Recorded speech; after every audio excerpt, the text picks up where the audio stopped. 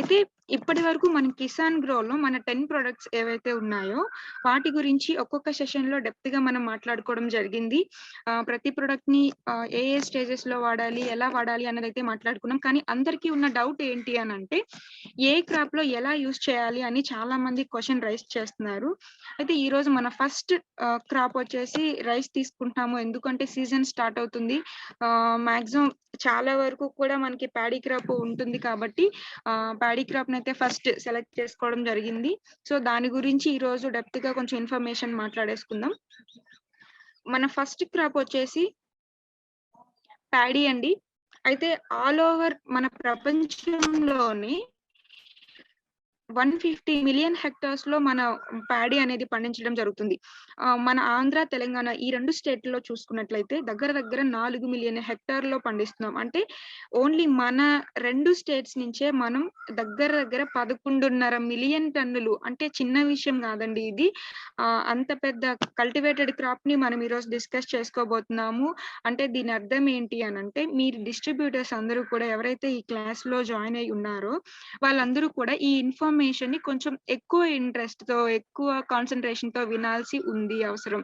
ఎందుకు అనంటే మన ప్రొడక్ట్స్ అన్నీ కూడా ఇంత పెద్ద క్రాప్‌కి మనం సజెస్ట్ చేస్తున్నామంటే ఎట్లాంటి అప్ అండ్ డౌన్స్ లేకుండా వాళ్ళ ఫార్మర్ దగ్గర నుంచి ఎట్లాంటి నెగెటివ్స్ రాకుండా ఉండాలి అంటే మనం ఈరోజు ఇన్ఫర్మేషన్ అనేది కొంచెం క్లియర్ కట్‌గా తెలుసుకోవాల్సి ఉంది. అయితే మీ అందరికీ తెలిసిన విషయమే. వరి వచ్చేసి గడ్డి జాతి మొక్క అని మనందరికీ తెలిసిందే. అయితే వరికి ఎలాంటి వాతావరణ పరిస్థితులు అవసరం ఉంటుంది మేడం అనంటే వరిని అటు వేడి ప్రాంతాల్లోనూ, ఇటు శీతల ప్రాంతాల్లోనూ రెండింట్లో కూడా మనం పండించుకోవచ్చు. వేడి ప్రాంతాల్లోకొచ్చేసరికి అధిక తేమ ఉన్న గాలి అయితే మనకి అవసరం ఉంటుందండి. ఇది వరికి కావాల్సిన వాతావరణ పరిస్థితులు అనంటే ఇలా ఉంటుంది.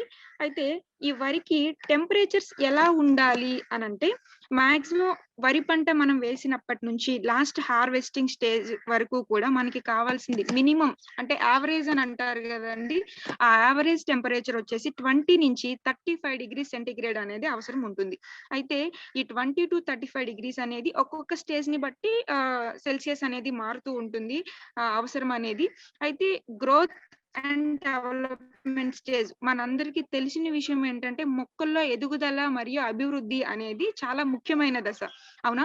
అయితే ఈ దశలో మనకి కావాల్సింది ఎంత అంటే 25 నుంచి 30 డిగ్రీ సెంటిగ్రేడ్ వేడి అనేది కావాల్సి ఉంటుంది. మనకి డే టెంపరేచర్ వచ్చేసి 25 నుంచి 30 ఉండాలండి. నైట్ టెంపరేచర్ వచ్చేసి 15-20 డిగ్రీస్ ఉండాలి. ఈ 15 డిగ్రీస్ కంటే కూడా తక్కువ గనక ఫ్లవరింగ్ స్టేజ్ లేదా గ్రోత్ స్టేజ్‌లో గనక ఉన్నట్లయితే మనకి ఫ్లవరింగ్ అనేది రాకుండా ఉండిపోతుంది. మొక్క ఏదైతే ఎదుగుదల ఉందో అది సక్రమంగా జరగకుండా ఉండడానికి అడ్డంకులనేవి ఏర్పడతాయి. నెక్స్ట్ వచ్చేసి నైట్ టైమ్ ఎక్కువ టెంపరేచర్ ఉండకూడదండి. నైట్ టైమ్ ఎక్కువ టెంపరేచర్ ఉండడం వల్ల ఏమవుతుందంటే కెమికల్ రియాక్షన్స్ అనేవి జరిగి ఏదైతే కార్బోహైడ్రేట్స్ మీ అందరికీ బాగా తెలిసిన విషయం అని నేను అనుకుంటున్నాను. మనకి రైస్‌లో ఎక్కువగా ఉండే కంటెంట్ ఏంటి అంటే కార్బోహైడ్రేట్స్. అవునా? కార్బోహైడ్రేట్స్ పర్సెంటేజ్ అనేది చాలా ఎక్కువగా ఉంటుంది. ఆ కార్బోహైడ్రేట్స్ అనేది ఫార్మ్ అవ్వడానికి ఈ ఈ హై అమౌంట్ ఆఫ్ టెంపరేచర్ ఏదైతే ఉందో నైట్ టైమ్స్ అది అడ్డంకుగా మారుతుంది. అంటే ఇబ్బంది పెట్టేలాగా ఉంటుంది. సో నైట్ టైమ్స్ అనేది ఎక్కువ టెంపరేచర్ ఉండకుండా చూసుకోవాలి. నెక్స్ట్ ఫేవరబుల్ కండిషన్స్ ఏవైతే హై టెంపరేచర్స్ ఉన్నాయో డే టైమ్‌లో ఎక్కువ టెంపరేచర్స్ ఉండాలి. ఎందుకు అనంటే ఫోటోసింథసిస్ రేట్‌ని పెంచుతాయి కాబట్టి. ఈ ఫోటోసింథసిస్ వల్లనే మొక్కకి ఆహారం అందుతుందని మనందరికీ తెలిసిన విషయం. సో, ఆ ఫోటోసింథసిస్ పర్సెంటేజ్‌ని మనం పెంచుకున్నట్లయితే మొక్కకి కావాల్సిన ఆహారం ఎంత మోతాదులో కావాలో అంత ఉత్పత్తి అవ్వడానికి ఛాన్సెస్ అనేది ఉంటుంది. అయితే నెక్స్ట్ వచ్చేసి మన వాతావరణం గురించి మాట్లాడుకున్నాము. ఎంత ఉష్ణోగ్రత ఉండాలి అనేది మాట్లాడుకున్నాం. నెక్స్ట్ మనకు కావాల్సిన ఫౌండేషన్ ఏంటి అనంటే నేల అని చెప్పొచ్చు. ఈ నేలలు ఎలాంటివి కావాలి అనంటే బాగా నీటిని నిలవరింపుకునే సాయిల్స్ కావాలండి. నెక్స్ట్ బంక నేలలు అని అంటాము. ఆ బంక నేలలు కావాలి మనకి. ఎందుకు అంటే బంక నేలల్లో ఎక్కువ తేమ శాతం అనేది నిల్వ ఉండడానికి ఛాన్స్ ఎక్కువ ఉంటుంది కాబట్టి మనం రైస్ క్రాప్‌ని ఎక్కువగా బంక నేలల్లో వేస్తూ ఉంటాము. నెక్స్ట్ మనం వేసే ఏదైతే పంట ఏరియా ఉందో దానికి మస్ట్ అండ్ షుడ్‌గా డ్రైనేజ్ ఫెసిలిటీస్ అనేవి తప్పకుండా ఉండాలి. డ్రైనేజ్ ఫెసిలిటీ ఎందుకు అనంటే మనకొచ్చే చీడపీడలు ఏవైతే ఉన్నాయో అవి మురుగునీరు వల్ల ఎక్కువగా రావడం అనేది ఛాన్సెస్ ఉంటాయి. సో, ఆ మురిగి నీటిని బయటకు తీయడానికి ఫ్రెష్ వాటర్‌ని లోపలివ్వడానికి డ్రైనేజ్ ఫెసిలిటీ అనేది మనం తప్పకుండా ఏర్పాటు చేయాలి. నెక్స్ట్ వచ్చేసి హెల్తీ సాయిల్స్ ఇంకా సారవంతమైన సాయిల్స్ అనేవి కావాలి. హెల్తీ ఇంకా ఫెర్టైల్ సాయిల్స్ అంటే ఏంటి అనంటే, మనం మన నేలని సక్రమంగా దున్ని, దానికి కావాల్సిన ఆర్గానిక్ మ్యాటర్ ఏదైతే ఉందో దాన్ని ఇంప్రూవ్ చేసి, నేలని ప్రిపేర్ చేసుకున్న దాన్నే హెల్తీ సాయిల్ అని చెప్పొచ్చండి. అయితే ఈ నేలని తీసుకున్నాం మేడం, మరి ఎట్లాంటి సీడ్ సెలెక్షన్ చేసుకోవాలి? సీడ్ సెలెక్షన్ అనేది చాలా ఇంపార్టెంట్ అని మనం మాట్లాడుకున్నాము. ఎందుకు అనంటే, germination percentage and purity percentage అనేది సీడ్ సెలెక్షన్ లో చాలా ఇంపార్టెంట్. ఎందుకు? మనం వేసే విత్తనం అనేది మనకి మొలక శాతం అనేది ఎక్కువగా ఉంటేనే మనం వేసే పంటకి న్యాయం అనేది జరుగుతుంది. సో జర్మినేషన్ పర్సెంటేజ్ అనేది బాగా ఉండేలాగా చూసుకోవాలి. అయితే రైస్ క్రాప్ లోకి వచ్చేసరికి మీరు ఎప్పుడైనా సీడ్ తీసుకునేటప్పుడు బ్యాగ్ మీద చెక్ చేయండి. ట్యాగ్ లైన్ అని ఒకటి ఉంటుంది. దాని మీద చూసుకున్నట్లయితే జర్మినేషన్ పర్సెంటేజ్ 80 కంటే తక్కువ ఉండేటప్పుడు మాత్రం ఆ సీడ్ ని తీసుకోవద్దు. 80% జర్మినేషన్ పర్సెంటేజ్ ఉన్న సీడ్స్ ని సెలెక్ట్ చేసుకోండి. అది ఏ వెరైటీ అయినా గానీ. నెక్స్ట్ ప్యూరిటీ వచ్చేసరికి 98% ప్యూరిటీ ఉండేలాగా చూసుకోండి. ఇది సీడ్ సెలెక్షన్ అండి. నెక్స్ట్ వచ్చేసి సీడ్ ట్రీట్మెంట్. సీడ్ ట్రీట్మెంట్ అనేది చాలా అవసరం. ఎందుకు అనంటే, మనకి నర్సరీ స్టేజ్ లో అంటే సీడ్ స్టేజ్ లో వచ్చే డిసీజెస్ ఏమైనా ఉంటే వాటిని మనం ముందుగానే రాకుండా ఆపడానికి చేసేదే మనం సీడ్ ట్రీట్మెంట్ అని చెప్తాము. మార్కెట్ లో సీడ్ ట్రీట్మెంట్ చేసి ఇచ్చామని చెప్తారు సీడ్స్ ని. బట్ మన దగ్గర సీడ్ ట్రీట్మెంట్ చేసుకునే అవకాశం అయితే ఉంది కాబట్టి మనం సీడ్ ని ట్రీట్ చేసుకుందాము. రైస్ సీడ్స్ ని, అదే ప్యాడీ సీడ్స్ ని సీడ్ ట్రీట్మెంట్ అయితే చేసి నర్సరీలో వేద్దాము. అయితే సీడ్ ట్రీట్మెంట్ ఎలా చేయాలి అని అంటే, మన దగ్గర కిసాన్ హ్యూమిక్ అని ఉంది. ఆ కిసాన్ హ్యూమిక్ ని కేజీ సీడ్స్ కి 5 ml చొప్పున మనం 24 అవర్స్ మనకి సీడ్ బ్యాగ్ ని మీ అందరికీ తెలిసిన విషయమే. ఇది సీడ్ ని మనం తీసుకొచ్చి ముందుగానే నానబెట్టుకొని మొలక వచ్చిన తర్వాత మనం నర్సరీ ఫీల్డ్ లో అనేది వేయడం జరుగుతుంది. సో ఈ ప్రాసెస్ మనం ఎలాగో నానబెడుతున్నాం కాబట్టి దాంట్లో మన కిసాన్ హ్యూమిక్ ని అయితే యాడ్ చేయండి. కేజీ విత్తనానికి 5 ml అంటే మనం తీసుకునే రైస్ సీడ్ బ్యాగ్ ఏదైతే ఉందో దాని క్వాంటిటీని బట్టి మన కిసాన్ హ్యూమిక్ అనేది ఆ వాటర్ లో యాడ్ చేసి 24 అవర్స్ నానపెట్టండి. తర్వాత మళ్ళీ 24 అవర్స్ నీడలో ఉంచండి. తర్వాత దాన్ని నర్సరీ ఫీల్డ్ లో స్ప్రెడ్ చేసుకోండి. అంటే బ్రాడ్కాస్ట్ వెదజల్లండి. అయితే ఇంకొక విషయం ఏంటి అనంటే, సీడ్స్ అన్ని కూడా మొలక శాతం మనం ఎంత చెక్ చేసుకున్నా గానీ మొలక రాకుండా ఉండడానికి నిద్రావస్థ అని అంటారండి. ప్రతి ఒక్క సీడ్ లో కూడా నిద్రావస్థ అనేది ఉంటుంది. నిద్రావస్థ అంటే ఏంటంటే, జర్మినేషన్ రావడానికి కొంత టైం పీరియడ్ అనేది పడుతుంది. దాన్నే మనం డార్మెన్సీ అని ఇంగ్లీష్ లో అంటాము. తెలుగులోకి వచ్చేసరికి నిద్రావస్థ అని అంటారండి. అయితే ఈ నిద్రావస్థ సమయాన్ని తగ్గించడానికి కానీ తొలగించడానికి కానీ మనం నార్మల్ గా అయితే నైట్రిక్ యాసిడ్ అని కాన్సన్ట్రేటెడ్ నైట్రిక్ యాసిడ్ ని యూజ్ చేయడం జరుగుతుంది. అయితే దీంట్లోకి వచ్చేసరికి మనం రిమైనింగ్ ఏ వెరైటీస్ కి ఈ యాసిడ్ యూజ్ చేసినా కానీ, కాన్సన్ట్రేట్ నైట్రిక్ యాసిడ్ యూజ్ చేసినా 6.3 ml పర్ లీటర్ వాటర్ లో యాడ్ చేయాలండి. కానీ మన విజేత వెరైటీ అని అంటారు, MTU 1001 అని చెప్పొచ్చు. ఈ వెరైటీకి యూజ్ చేసేటప్పుడు మాత్రం 10 ml యూజ్ చేయండి. ఎందుకంటే దానికి డార్మెన్సీ పీరియడ్ అనేది ఇంకా ఎక్కువగా ఉంటుంది. సో దానికి కొంచెం క్వాంటిటీ అయితే పెంచండి. ఇది సీడ్ ట్రీట్మెంట్ అండి. సీడ్ ట్రీట్మెంట్ కి మన కిసాన్ హ్యూమిక్ ని 5 ml 1 kg సీడ్ కి యాడ్ చేయండి. నెక్స్ట్ వచ్చేసి, అయితే 1 ఎకరానికి ఎంత సీడ్ కావాలి మేడం అని అంటే, మనం ఎలాంటి పద్ధతిలో వేసుకున్నా గానీ 25 నుంచి 30 kgs సీడ్ అయితే సరిపోతుంది. మనం నర్సరీ ప్రిపరేషన్ వచ్చేసరికి డ్రై మెథడ్ లోని ఇంకా వెట్ మెథడ్ లోని చేసుకోవడం జరుగుతుంది. ఈ రెండింటికి కూడా 25 నుంచి 30 kgs సీడ్ బ్యాగ్ అయితే సరిపోతుందండి. మరి నర్సరీ ఎంత కావాలి అని అనుకుంటే, 1 ఎకరానికి 5 సెంట్ల నర్సరీ అయితే సరిపోతుందండి.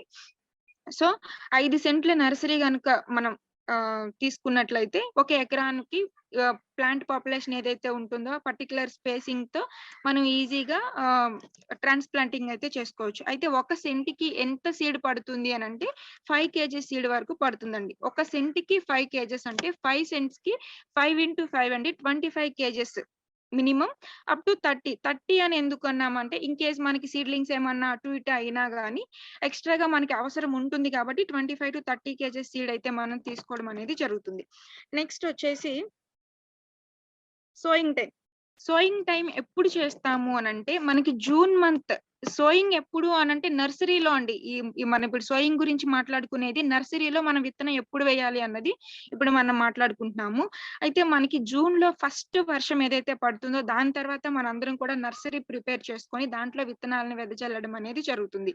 అయితే నర్సరీ ప్రిపరేషన్ ఎలా చేసుకోవాలి మేడం అనంటే ఫస్ట్ మనం 2 లోతు దుక్కి చేయాల్సిన అవసరం అయితే ఉంటుందండి.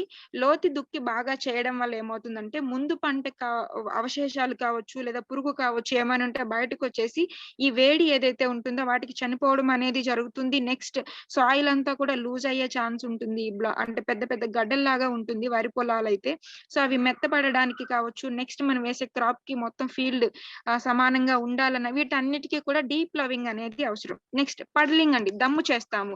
సో దమ్ము చేయడం ఒకటి చాలా ఇంపార్టెంట్. దమ్ము చేసేటప్పుడు మనం ఆ ఫీల్డ్‌ని బట్టి ఒక పర్టిక్యులర్ అమౌంట్ వాటర్‌ని అప్లై చేసి పడ్లింగ్ అనేది భూమి బాగా మెత్తపడే వరకు చేయాలి. ఎందుకు అంటే మనం వేసే సీడ్ అనేది లోపల నుంచి చొచ్చుకొని బయటికి రావడానికి చాలా చిన్న విత్తనం అండి మనం వేసేది. సో ఆ నేలలో నుంచి అది బయటికి రావాలి అనంటే మెత్తగా ఉంటే సీడ్ అనేది జర్మినేట్ అయ్యి తొందరగా బయటికి రావడానికి కానీ, హెల్తీగా బయటికి రావడానికి కానీ ఎక్కువ ఛాన్సెస్ ఉంటాయి. సో మనకి ప్లౌవింగ్ అంటే దున్నడం ఇంకా దమ్ము చేయడం అనేది చాలా ఇంపార్టెంట్. సో మనం ఏదైతే నర్సరీ కోసం ప్రిపేర్ చేసుకుంటున్నామో దాన్ని బాగా దున్ని దమ్ము చేయడం అనేది చాలా ఇంపార్టెంట్. అయితే దమ్ము చేసిన తర్వాత ఫీల్డ్ అంతటిని కూడా లెవెలింగ్ చేయాలండి. లెవెలింగ్ చేయడం అనేది చాలా ఇంపార్టెంట్. చదును చేయాలి. ఓకేనా? మనం దమ్ము చేసిన నేలని చదును చేసుకోవాలి. నెక్స్ట్ డ్రైనేజ్ ఫెసిలిటీస్ అయితే ఉండాలి. ఎందుకు అని మీకు ఆల్రెడీ చెప్పాను. అందులో ఉన్న వాటర్‌ని తీయడానికి అంటే మురుగునీటిని బయటకు తీయడానికి, నెక్స్ట్ ఫ్రెష్ వాటర్‌ని, హెల్తీ వాటర్‌ని మళ్ళీ మన మొక్కలకి ఇవ్వడానికి మనకి డ్రైనేజ్ ఫెసిలిటీస్ అనేది నర్సరీకి కూడా చాలా అవసరం. నెక్స్ట్ వచ్చేసి 1 ఎకరానికి 5 సెంట్ల నర్సరీ అని మీకు ఆల్రెడీ చెప్పాను. అయితే ఈ నర్సరీలో మనం ఎట్లాంటి ఎరువులు వేయాలి అనంటే మనం నర్సరీలో 1:1:1 రేషియో అంటే ఎన్‌పీకే అంటే నత్రజని, భాస్వరం ఇంకా పొటాష్ ఈ 3 ఫెర్టిలైజర్స్‌ని కూడా 1 కేజీ చొప్పున 5 సెంట్లకి వేసుకుంటే సరిపోతుంది. నెక్స్ట్ మన కిసాన్ హెచ్ఐపి గ్రాన్యూల్స్ ఏవైతే ఉన్నాయో అవి 100 గ్రామ్స్ తీసుకోవాలండి. ఈ 100 grams Kisan HIP granules 1:1:1 ratio ఎన్‌పీకేని వేసుకోవాలి. నెక్స్ట్ వచ్చేసి 3G are 4G are 10G granules అని మీ అందరికీ తెలిసిన విషయమే. ఆల్రెడీ ఎప్పటి నుండో వేస్తూ ఉంటారు. ఈ గ్రాన్యూల్స్‌ని అయితే తప్పకుండా ఇవ్వాలి. ఎందుకు అనంటే మనకి నర్సరీ స్టేజ్‌లోనే చాలా వరకు డిసీజెస్ అనేవి రావడానికి ఛాన్సెస్ ఉంటాయి. అంటే అక్కడ వాటికి లైఫ్ స్పాన్ అనేది స్టార్ట్ అవుతుంది. సో ఆ డిసీజెస్‌ని మనం స్టార్టింగ్ స్టేజ్‌లోనే కంట్రోల్ చేయాలి అనంటే ఈ 3G, 4G గ్రాన్యూల్స్‌ని వేసుకోవడం వల్ల ఇవి వేరు వ్యవస్థలో వచ్చే డిసీజెస్ ఏవైతే ఉంటాయో వాటిని తగ్గించడానికి ఉపయోగపడతాయండి. సో 3G, 4G, 10G గ్రాన్యూల్స్‌ని వేరు వ్యవస్థలో వచ్చే తెగుళ్ళని కంట్రోల్ చేయడానికి, మన సాయిల్ లూజ్ అవ్వడానికి, దాని ఫెర్టిలిటీని పెంచడానికి, సాయిల్ హెల్తీగా మారడానికి మన కిసాన్ హెచ్ఐపి గ్రాన్యూల్స్ ఇంకా మన నర్సరీ ఫీల్డ్ ఏదైతే ఉందో అది హెల్తీగా రావడానికి ఎన్‌పీకేలని మనం వేయడం అనేది జరుగుతుంది. నెక్స్ట్ మనం సీడ్ వెదజల్లిన తర్వాత 15 డేస్‌కి ఇంకొక 1 కేజీ నత్రజని అయితే ఇచ్చుకోవాలి. అయితే ఇక్కడ మీరు ఫెర్టిలైజర్ విషయానికి వచ్చేసరికి బాగా అబ్జర్వ్ చేయాల్సింది ఏంటి అనంటే నర్సరీ స్టేజ్‌లో మనకి వరి పంటలో నర్సరీ స్టేజ్‌లో జింక్ డెఫిషియన్సీ అనేది చాలా ఎక్కువగా మనం గమనిస్తూ ఉంటాము. దీన్నే ఖైరా డిసీజ్ అని అంటాము. అయితే ఈ జింక్ డెఫిషియన్సీ వచ్చినప్పుడు మనం ఏం చేయాలి అనంటే ZnSO4 అంటారండి. జింక్ సల్ఫేట్ అని చెప్పొచ్చు. ఈ జింక్ సల్ఫేట్‌ని 2 గ్రామ్స్ పర్ లీటర్ నీటికి స్ప్రే కలిపి మనం నర్సరీలో స్ప్రే చేసుకున్నట్లయితే దీన్ని చాలా వరకు మనం కంట్రోల్ చేయొచ్చు. నెక్స్ట్ మన ప్లాంట్ ప్రొటెక్ట్ బయో ప్రొటెక్ట్ ఉంది కదండీ! దాన్ని మనం ప్లాంట్ ప్రొటెక్ట్ అని నేమ్ చేంజ్ చేయడం జరిగింది. ఈ ప్లాంట్ ప్రొటెక్ట్‌ని 10 గ్రామ్స్ మన 5 సెంట్లు నర్సరీ ఏదైతే ఉందో దానికి 10 గ్రామ్స్ ప్లాంట్ ప్రొటెక్ట్ ని చేయాలి. ఎందుకు అనంటే నర్సరీలో ఫంగల్ డిసీజెస్ అనేవి చాలా ఎక్కువగా వచ్చే అవకాశాలు ఉంటాయి. సో నర్సరీ స్టేజ్ లో మనకి ఎట్లాంటి డిసీజెస్ రాకుండా, ఫంగల్ ఇన్ఫెక్షన్స్ ఎట్లాంటివి రాకుండా ఉండడానికి కోసం మనం ముందుగానే ఈ ప్లాంట్ ప్రొటెక్ట్ ని మనం నర్సరీలో వెదజల్లడం అనేది చాలా మంచిది అన్నమాట. నెక్స్ట్ ఈ బ్రాడ్‌కాస్ట్ చేస్తాము. అంటే నర్సరీ ప్రిపేర్ చేయడం అనేది చెప్పుకున్నాము. నర్సరీలో ఏమి ఇవ్వాలి చెప్పుకున్నాము. సీడ్స్ ఎప్పుడు వేయాలి అనేది చెప్పాము. అయితే సీడ్స్ వేసిన తర్వాత మనం నర్సరీలో మన ప్రొడక్ట్స్‌లో ఏం యూజ్ చేయాలి అనంటే జెర్మినేషన్ అయిన సీడ్స్‌ని మనం బ్రాడ్‌కాస్ట్ చేసిన తర్వాత హ్యూమిక్ యాసిడ్ ఉంది కదండీ మనది. కిసాన్ హ్యూమిక్. ఈ హ్యూమిక్ యాసిడ్ ఏదైతే ఉందో దాన్ని లీటర్‌కి 1 ఎంఎల్ చొప్పున, ఒక లీటర్‌కి 1 ఎంఎల్ చొప్పున మనం వెదజల్లిన వారం రోజులకి లేదా 10 డేస్ లోపు మన కిసాన్ 100తో యాడ్ చేసి 15 లీటర్స్ నీటికి మన కిసాన్ 100 వచ్చేసి 5 ఎంఎల్ అండి. కలుపుకొని మనం స్ప్రే చేసుకోవాలి. ఎందుకు అంటే అక్కడ మొక్క ఏదైతే ఎదుగుతుందో, అంటే మనం మొలకెత్తిన విత్తనం వేసాం కదండీ! దాన్ని మొక్కగా మార్చడానికి కావాల్సిన బలాన్ని మన హ్యూమిక్ యాసిడ్ అనేది అందించడం జరుగుతుంది. మీకు ఇక్కడ క్లియర్‌గా అర్థమైంది అనుకుంటున్నాను. నర్సరీ ప్రిపేర్ చేసుకున్న తర్వాత మనం సీడ్స్‌ని జెర్మినేట్ అయిన సీడ్స్‌ని వేసిన తర్వాత కిసాన్ 100తో కలిపి స్ప్రే చేయండి. కిసాన్ హ్యూమిక్ వచ్చేసి 1 లీటర్ నీటికి 1 ఎంఎల్ అండి. కిసాన్ 100 వచ్చేసి ఒక ట్యాంక్‌కి 5 ఎంఎల్. కిసాన్ 100 ఎందుకు కలపమని చెప్తున్నాను అనంటే, ఇప్పుడు ఆల్రెడీ మనకి వర్షాలు వచ్చే వాతావరణం అయితే కనిపిస్తుంది. సో, వర్షాలు వచ్చేటప్పుడు మనకున్న ఈ కిసాన్ 100 ఏం చేస్తుందంటే వెట్టర్ క్యారెక్టర్ కాబట్టి మనం వేసే మందు వృధా అవ్వకుండా మొక్కకి అంటుకునేలాగా హెల్ప్ అవుతుంది. సో, మనం మన ప్రొడక్ట్ వేస్ట్ అవ్వకుండా ఉండడానికి మనం కిసాన్ 100ని ఈ ఈ ప్రెజెంట్ ఏదైతే ఖరీఫ్ క్రాప్‌లో మనం ఇచ్చే మన ప్రొడక్ట్ ఏదైనా గాని కిసాన్ 100ని కలిపి స్ప్రే చేయండి. ఎందుకు అంటే ఇది వర్షాలు అకాలంగా వచ్చే ఛాన్సెస్ ఉన్నాయి కాబట్టి మనం వేసే మందు ఏదైనా గాని వృధా అవ్వకుండా ఉండడానికి కిసాన్ 100 అనేది మిక్స్ చేసి స్ప్రే చేయడం అనేది లాభదాయకం అని చెప్పొచ్చు. అయితే ఈ సోయింగ్ టైమ్ అనేసరికి విత్తనాలు నర్సరీ ఫీల్డ్‌లో ఎప్పుడు వేయాలి? ఏ మంత్‌లో వేయాలి? అనేది చాలా మందికి డౌట్ ఉంటుంది. సో, దానికి మనకి ఇక్కడ డిస్‌ప్లేలో చూసుకున్నట్లయితే స్క్రీన్ మీద మీరు ఒకసారి చూడొచ్చు. ఖరీఫ్‌లో వచ్చేసరికి కృష్ణా, గోదావరి ఇంకా తెలంగాణ స్టేట్స్‌లో కావచ్చు, గోదావరి జిల్లాలో కావచ్చు, కృష్ణా జిల్లాలో కావచ్చు, జూలై మంత్‌లో నర్సరీ ప్రిపేర్ చేసుకోవడం అనేది చాలా హెల్తీ అని చెప్పొచ్చు. ఎందుకు అంటే పెస్ట్ అండ్ డిసీజెస్ రావడానికి ఒక పీరియడ్ అనేది ఉంటుంది. సో, దానిని బట్టి మనకి సైంటిస్ట్ చెప్పిన పీరియడ్ అండి ఇది. సో, మనం జూలైలో వేసుకున్నట్లయితే ఆ ఏరియాస్‌లో మనకి నర్సరీ అనేది హెల్తీగా రావడానికి అవకాశం ఉంటుంది. ఉత్తర కోస్తా అంటే విజయనగరం, శ్రీకాకుళం, వైజాగ్ అండి. దక్షిణ మండలాలు వచ్చేసరికి చిత్తూరు, కడప ఇవన్నీ చెప్పొచ్చు. ఇంకా అత్యల్ప తక్కువ వర్షపాతం ఉన్న వాళ్ళు కూడా జూలైలో వేసుకుంటే సరిపోతుంది. రబీలో వచ్చేసరికి నవంబర్, డిసెంబర్‌లో వేసుకోవాలండి. ప్రెజెంట్ మనం ఖరీఫ్ క్రాప్ మీద అయితే కాన్సంట్రేట్ చేద్దాము. అయితే మనం నర్సరీ ప్రిపేర్ చేసుకున్నాము. సీడ్స్‌ని అయితే బ్రాడ్‌కాస్ట్ చేయడం జరిగింది. అయితే ఈ బ్రాడ్‌కాస్ట్ చేసిన విత్తనాలు మనం ఎన్ని రోజులకి మనకి అందుతాయి అనంటే, మన మెయిన్ ఫీల్డ్‌లోకి ప్రిపేర్ చేయడానికి 20-25 ఇక్కడ పైన నేను హైలైట్ చేశాను ఒకసారి చూడండి. సీడ్లింగ్స్ అనేవి 20-25 డేస్ తర్వాత మెయిన్ ఫీల్డ్‌లోకి ట్రాన్స్‌ఫర్ చేయడానికి మనకి రెడీగా ఉంటాయి అని అర్థం. ఓకేనా? అయితే మెయిన్ ఫీల్డ్ ప్రిపరేషన్ ఎలా చేసుకోవాలి మేడం? మెయిన్ ఫీల్డ్‌లో కూడా సేమ్ ప్రాసెస్ అండి. 2 లోతు దుక్కులైతే చేసుకోవాలి. ఇక్కడ మీరు బాగా గుర్తుపెట్టుకోవాల్సిన విషయం ఏంటి అనంటే, మనకి ఈ మెయిన్ ఫీల్డ్‌లో దుక్కు దున్నేటప్పుడే మనం 25 కేజెస్ డీఏపీనైతే వేసుకోవాలండి. మనం డీఏపీని ఎందుకు దుక్కిలోనే వేయాలని చెప్తున్నామంటే, మనకి రైస్ పంటకి ఏదైతే భాస్వరం అవసరం ఉంటుందో, మనం డీఏపీ రూపంలో వేసుకున్నప్పుడు ఈ భాస్వరం అనేది మొక్కకి అందుబాటులోకి రావడానికి కొంత టైం అనేది తీసుకుంటుంది. ఓకేనా? ఈ టైం పీరియడ్ ఏదైతే తీసుకుంటో దాన్ని మనం దుక్కులోనే వేసుకోవడం వల్ల, మనం నాట్లు వేసుకునే సమయానికి అది అందుబాటులోకి రావడానికి ఎక్కువ ఛాన్సెస్ ఉండడం అనేది జరుగుతుంది. సో, మీరందరికీ చెప్పవలసిన విషయం ఏంటి అంటే, దుక్కిలోనే భాస్వరాన్ని వేయమని చెప్పండి. దుక్కిలోనే వేయడం వల్ల మనం మొక్క నాట్లు వేసే సమయానికి భాస్వరం అనేది మొక్కకి అందుబాటులోకి రావడానికి ఎక్కువ అవకాశాలు ఉన్నాయి. ఓకేనా? తర్వాత డీఏపీతో ఇంకా ఏం వేయాలి అనంటే, మన హెచ్ఏపీ గ్రాన్యూల్స్ అండి. మన హెచ్ఏపీ గ్రాన్యూల్స్ ఏవైతే ఉన్నాయో వాటిని 2 కేజెస్ చొప్పున దుక్కిలోనే వేయండి. దుక్కిలో వేయడం వల్ల ఏం జరుగుతుందంటే సాయిల్ లూజ్ అవుతుందండి. సాయిల్‌లో కావాల్సిన ఎయిరేషన్ జరుగుతుంది.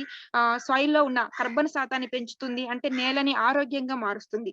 నెక్స్ట్ వచ్చేసి పడ్లింగ్ చేసుకోవాలి. అంటే దమ్ము చేసుకోవాలి. ఇంకా లెవెలింగ్ చేసుకోవాలండి. ఈ మెయిన్ ఫీల్డ్ ప్రిపరేషన్ అనేది ఎలా చేయాలి? అందులో ఏమేం వేసుకోవాలి అనేది మీకు చెప్పాను. ఇంకొకసారి హైలైట్ చేస్తున్నాను. మళ్ళీ గుర్తుపెట్టుకోండి. దుక్కిలోనే మనం భాస్వరాన్ని అందించాలి. ఎందుకు అంటే భాస్వరం మొక్కలకి అందడానికి కొంత టైం పడుతుంది.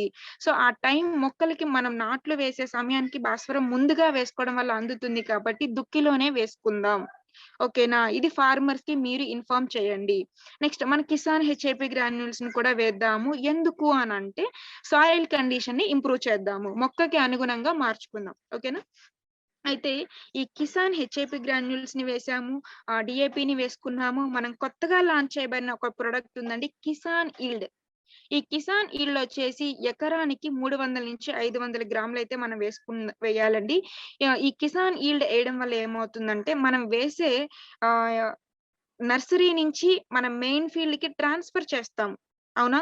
ఈ మొక్కల్ని ఏవైతే మనం ట్రాన్స్‌ఫర్ చేస్తున్నామో వాటికి అంటే మనం అక్కడ నర్సరీ ఫీల్డ్ నుంచి పీకేసి మెయిన్ ఫీల్డ్‌లో వేస్తున్నాం. అంటే అది బ్రతుకుతున్న స్థలాన్ని నుంచి మనం తీసివేసి వేరొక స్థలానికి దాన్ని మార్చుతున్నాం. అంటే ఈ మార్చే సమయంలో ఏమవుతుందంటే మొక్కని ఆహ్, రూట్‌తో పాటు తీసేస్తాం గాబట్టి దానికి బ్రతికి చచ్చే సిట్యుయేషన్ అనేది వస్తుంది. సో, ఆ స్టేజ్‌లో వేరు వ్యవస్థకి కావాల్సిన అన్ని రకాల పోషకాలని గాని, అన్ని రకాల ఎలిమెంట్స్‌ని గాని, సపోర్ట్‌ని కానీ మన కిసాన్ ఈల్డ్ అనేది ఇస్తుంది. ఇక్కడ రూట్ వ్యవస్థ అంటే నాకు గుర్తొచ్చిందండి. ఏ ఇప్పుడు మనం ఏదైతే నర్సరీ నుంచి నారుమడి నుంచి మన ప్రధాన మడిలోకి ఏదైతే మనం నారుని ట్రాన్స్‌ఫర్ చేస్తున్నామో, ఈ నారు అనేది 20-25 రోజుల లోపు మనం ప్రధాన మడికి ట్రాన్స్‌ఫర్ చేసుకోవాలి. అయితే ఎందుకు చేసుకోవాలి మేడం? దీనికొక రీజన్ ఉందండి. ఎందుకు అనంటే, మనం నారుమడిలో వేసిన విత్తనం అనేది కంప్లీట్‌గా సాయిల్‌లోనికి చొచ్చుకొని పోయి వేరు వ్యవస్థ అనేది ఏర్పాటు చేసుకుంటుంది. సో, ఆ వేరు వ్యవస్థని మనం పీకినప్పుడు కొంచెం అది మొక్క లేతగా ఉన్నప్పుడు మనం తీయడం వల్ల ఏమవుతుందంటే వేరుతో పాటు బయటకొస్తుందండి. దానికి పీచు వేర్లతో పాటు మనం పైకి తీయొచ్చు. అదే మొక్క లేట్ అయిపోయిందనుకోండి, నారు ముదిరిపోయిందనుకోండి, మనం తీసినప్పుడు నారుతో ఉన్న వేర్లనేవి రావు.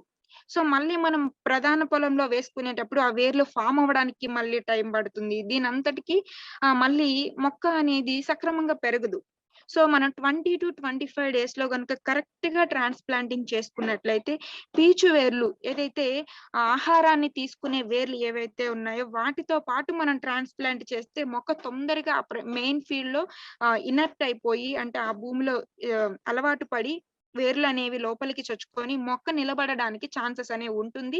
ప్లస్ మనిచ్చే ఫుడ్ ఏదైతే ఎన్‌పీకేలు గావచ్చు, మన ప్రొడక్ట్స్ గావచ్చు ఏమైనా ఇచ్చేవని గూడా మొక్క తీసుకోవడానికి ఎక్కువ ఛాన్సెస్ అనేవి ఉంటాయి. సో, మీరిక్కడ ఫార్మర్స్‌కి చెప్పాల్సిన విషయం ఏంటంటే నర్సరీ ఫీల్డ్‌లో ఉన్న నారుని ఏదైతే మన ప్రధాన పొలంకి తీసుకొని వెళ్తున్నామో దాన్ని 20-25 డేస్ లోపు ట్రాన్స్‌ఫర్ చేయమని చెప్పండి. ఇది మెయిన్ బేసిక్ థింగ్ అండి.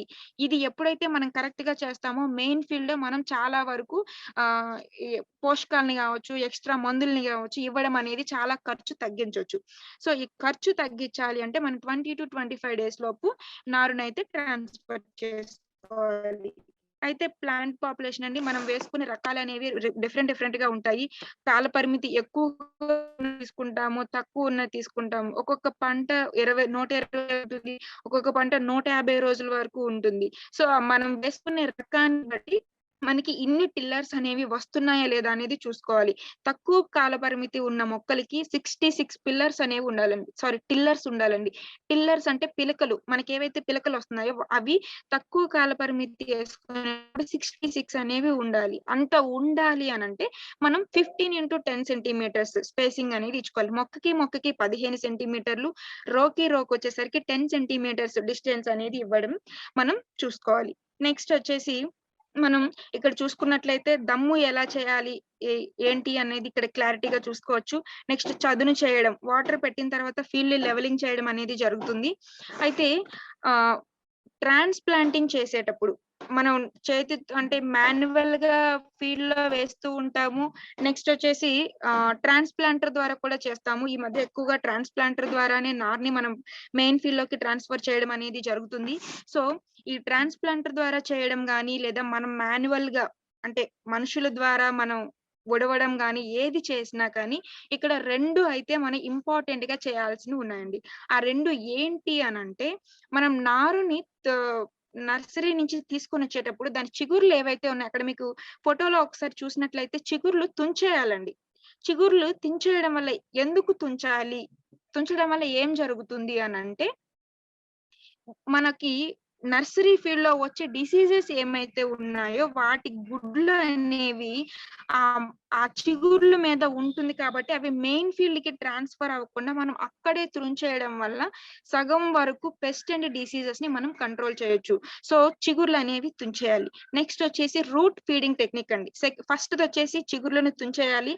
సెకండ్ వచ్చేసి వేర్లని టెక్నిక్ రూట్ ఫీడింగ్ టెక్నిక్ అని అంటారు. దీంట్లో ఏం చేయాలి అని అంటే మన ప్లాంట్ గార్డ్, ప్లాంట్ ప్రొటెక్ట్ అండి.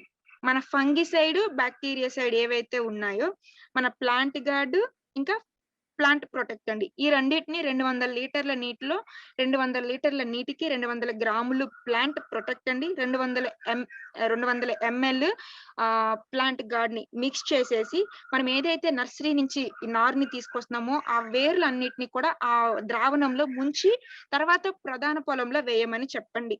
మేడం ఎందుకు అని మీకు ఒక క్వశ్చన్ రావచ్చు. ఎందుకు అని అంటే మనకి నర్సరీ ఫీల్డ్ నుంచి మెయిన్ ఫీల్డ్ కి వేరు వ్యవస్థ ద్వారా ఎట్లాంటి శిలీంధ్రాల ద్వారా కావచ్చు, బ్యాక్టీరియా ద్వారా కావచ్చు, ఏవైనా వ్యాధులు అనేవి స్ప్రెడ్ అవ్వకుండా ఉండడానికి ముందుగానే మనం ఇచ్చే టెక్నిక్ రూట్ ఫీడింగ్ టెక్నిక్ అండి. వేరు వ్యవస్థని ఈ ద్రావణంలో ముంచడం వల్ల చాలా వరకు మనం డిసీజెస్ అనేవి మన మెయిన్ ఫీల్డ్ లో రాకుండా ఆపొచ్చు. అయితే మనం ఇప్పటి వరకు నర్సరీ గురించి మాట్లాడుకున్నాము, నర్సరీ ఎలా పెంచాలో మాట్లాడుకున్నాము, మెయిన్ ఫీల్డ్ ఎలా ప్రిపేర్ చేయాలి మాట్లాడాము, వాటిలో మన ప్రొడక్ట్స్ ఏం యూజ్ చేయాలో మాట్లాడాము. అయితే ఫెర్టిలైజర్ మేనేజ్మెంట్ అండి. రైతులందరూ చేసే పెద్ద మిస్టేక్ ఏంటి అని అంటే ఎన్పికేల్ని అవసరమైన దానికంటే ఎక్కువ ఇచ్చేస్తున్నారు. అవునా? సో ఈ అవసరమైన మోతాదులోనే అందేలాగా మనం చూడాలి. అప్పుడే మన ప్రొడక్ట్స్ కూడా బెస్ట్ రిజల్ట్ ఇవ్వడానికి ఛాన్సెస్ ఉంటాయి. దానికి మన ప్రొడక్ట్ కి లింక్ ఏంటి అని అంటే ఎక్కువ ఎన్పికేని ఇవ్వడం వల్ల మొక్క అనేది బద్ధకంగా మారుతుంది. మొక్కకి అంటే ఎక్కువ డిసీజెస్ వచ్చే ఛాన్స్ ఉంది. సో అక్కడ వాటిని కంట్రోల్ చేస్తే మన ప్రొడక్ట్ రిజల్ట్ అనేది ఇంకా ఎక్కువగా కనిపిస్తుందండి. సో ఈ ఎన్పికేల్ని నేను ఇక్కడ హైలైట్ చేశాను. 46, 24, 24 అండి. ఈ మోతాదులో మాత్రమే 46 kgs నత్రజని, 24 kgs భాస్వరం, 24 kgs పొటాష్ ని మాత్రమే మనం వరి పంటకి ఇస్తే సరిపోతుంది. ఓకేనా? అయితే ఈ ఎన్ ఎప్పుడు ఇవ్వాలి అంటే భాస్వరం ఎప్పుడు ఇవ్వాలి, నత్రజని ఎప్పుడు ఇవ్వాలి, పొటాషియం ఎప్పుడు ఇవ్వాలి అనేది నేను మీకు ఇక్కడ లిస్ట్ అవుట్ చేశాను. నత్రజనిని మనం 3 దశల్లో ఇవ్వాలండి. ఒకటి దమ్ము చేసేటప్పుడు ఇవ్వాలి. దమ్ము చేసేటప్పుడు 25 kgs వరకు ఇస్తే సరిపోతుందండి. నెక్స్ట్ ట్రాన్స్ప్లాంటింగ్ చేసినప్పుడు, ట్రాన్స్ప్లాంటింగ్ అని అంటే మనం నారుమడి నుంచి ప్రధాన పొలానికి ట్రాన్స్ఫర్ చేసేటప్పుడు. సార్ చాట్ బాక్స్ లో ఎవరైనా కానీ ఏమన్నా రైజ్ చేసినట్లయితే నేను లాస్ట్ ఒక 20 minutes లేదా 15 minutes డౌట్స్ కోసం ఇస్తాను. ప్రెసెంట్ అయితే మనం టాపిక్ గురించి డిస్కస్ చేసుకుందాము. మధ్యలో మళ్ళీ ఈ క్వశ్చన్స్ గురించి టాపిక్ రైజ్ చేసుకుంటే మనకి టాపిక్ అనేది డిస్టర్బెన్స్ అనేది అవ్వడం జరుగుతుంది. వాయిస్ అయితే క్లారిటీగా ఉంది కదండి. క్వశ్చన్స్ ఏమన్నా ఉంటే నేను లాస్ట్ 15 minutes దానికోసం కేటాయిస్తాను. ప్రతి ఒక్కరు అప్పుడు క్వశ్చన్ ని రండి అండి అందరికి. అయితే మనకి ఈ నత్రజని అనేది దమ్ములో 25 kgs వేసుకోవాలండి. నారుని మన ప్రధాన పొలంలో వేసుకున్న తర్వాత ఒక హాఫ్ బ్యాగ్ వేసుకోవాలి. అంటే 50 kgs బ్యాగ్ ఒక బ్యాగ్ వేసుకోవాలి. నెక్స్ట్ వచ్చేసి టిల్లరింగ్ స్టేజ్ లో అంటే దుబ్బి కట్టే స్టేజ్ అంటారు. ఆ దుబ్బి కట్టే స్టేజ్ లో 25 kgs అనేది వేసుకోవాలి. నెక్స్ట్ భాస్వరం అండి. నత్రజని ఎప్పుడు వేయాలో చెప్పాను. నెక్స్ట్ భాస్వరం ఎప్పుడు వేయాలి అని అంటే 2 దశల్లో వేసుకోవాలండి.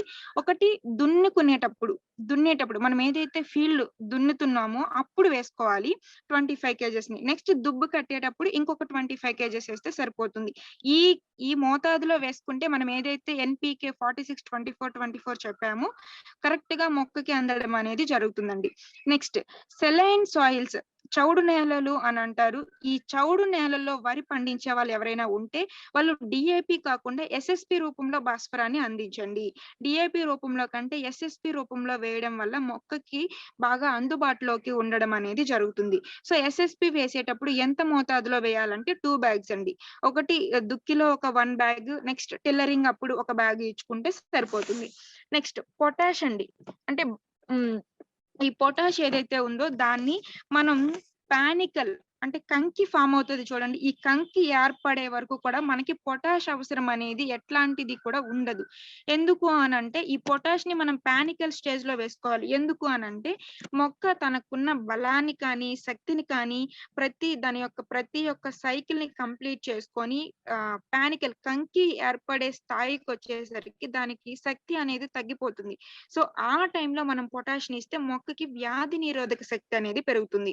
సో, వ్యాధి నిరోధక శక్తి పెంచడం కోసం మనం పొటాష్‌ని ఆహ్, కంకి ఏర్పడే సమయంలో వేసుకుంటే సరిపోతుంది. దానికి 40 కేజీస్ ఇవ్వాలండి. నెక్స్ట్ మనకి ఆహ్, జింక్ డెఫిషియన్సీ వస్తుంది నారు దశలో అని చెప్పాము. అయితే ఈ జింక్ డెఫిషియన్సీ వచ్చేటప్పుడు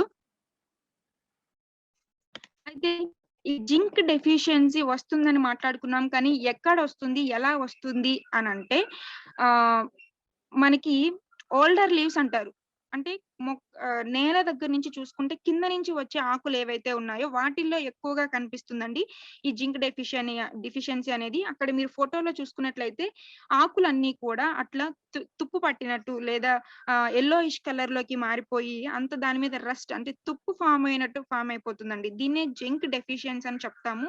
ఇది నేల నుంచి కింద నుంచి ఏవైతే ఆకులున్నాయో వాటిలో ఎక్కువగా రావడం అనేది జరుగుతుంది. ఓకేనా? అయితే ఈ జింక్ డెఫిషియన్సీ వచ్చినప్పుడు ఏమవుతుందంటే ఆకులన్నీ కూడా చిన్నవిగా అయిపోయి మొక్క వంచంగానే సౌండ్ వస్తుంది. మొక్క ఇలా బెండ్ చేయంగానే సౌండ్ వస్తుందండి. అయితే ఇవి ఏవైతే ఈ జింక్ డెఫిషియన్సీ వచ్చిన మొక్కలు ఉంటాయో అవి యెల్లో కలర్ లోకి మారిపోయి కంప్లీట్‌గా పొట్టిగా ఉండిపోతాయన్నమాట. అంటే వాటిలో గ్రోత్ అనేది ఎక్కువగా కనిపించదు. ఇవి రబీ క్రాప్‌లో అంటే నెక్స్ట్ మనం ఈ క్రాప్ అప్పుడు ఇది ఖరీఫ్ క్రాప్ అండి. నెక్స్ట్ వచ్చే క్రాప్ ఏదైతే ఉంటుందో అప్పుడు ఎక్కువగా కనిపిస్తుంది.